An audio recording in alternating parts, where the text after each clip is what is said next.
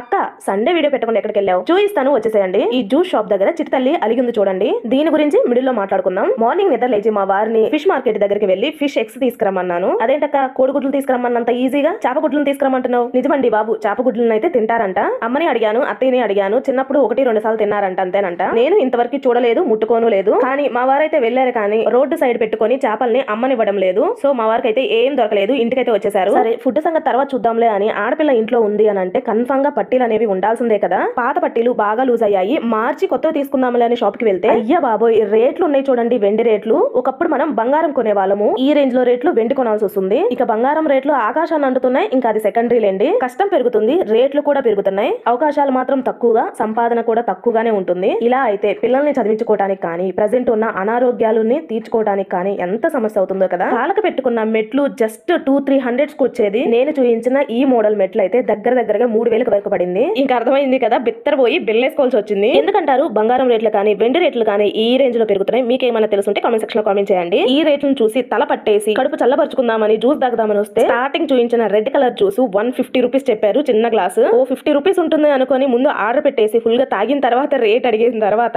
ఈ రోజు ఏంటోనమ్మా టైం అస్సలు బాగాలేదు అంటున్నారు మా వారైతే. చిట్టి తల్లికి అలిగింది కదా, డ్రాగన్ ఫ్రూట్ జ్యూస్ కావాలని అడిగింది. ఇంకా అది ఏ 1000 ఉంటుందో అనుకుని భయం వేసి మేము తనకి విప్పించలేదు, అందుకే అలిగింది. 99% ఇంట్లోనే చేసుకోవడం అలవాటు కాబట్టి అందుకేనేమో ఆ రేట్లకి షాక్ అయ్యాము కదా. ఆ తర్వాత ఈవినింగ్ టైమ్ లో కొంచెం టైం బాగుంది అనుకుంటా సండే మార్కెట్ కి అయితే వెళ్ళాము. కావాల్సినవన్నీ తీసుకున్నాము. చాలా తక్కువ కాస్టే పడతాయి సండే మార్కెట్ లో ఏం తీసుకున్నా కానీ. కాకపోతే బేరం అడగాలి. ఉన్న బిజీ షెడ్యూల్ లో ఇలాంటివన్నీ తీసుకోవడానికి ఇలా సండేస్ హాలిడేస్ కుదురుతాయి కదా. సరే కానీ ఇంతకి పాప కోసం తీసుకున్న ఈ స్లిప్పర్స్ ఎలా ఉన్నాయో కామెంట్ సెక్షన్ లో కామెంట్ చేయండి. ఇవి కాస్ట్ కూడా చాలా తక్కువ పడ్డాయి. మీరు ఒకసారి సరదాగా గెస్ చేయండి, చాలా తక్కువ కాస్టే పడ్డాయి. ఇది నిన్న జరిగిన సండే వ్లాగ్. వీడియో నచ్చితే సబ్స్క్రైబ్.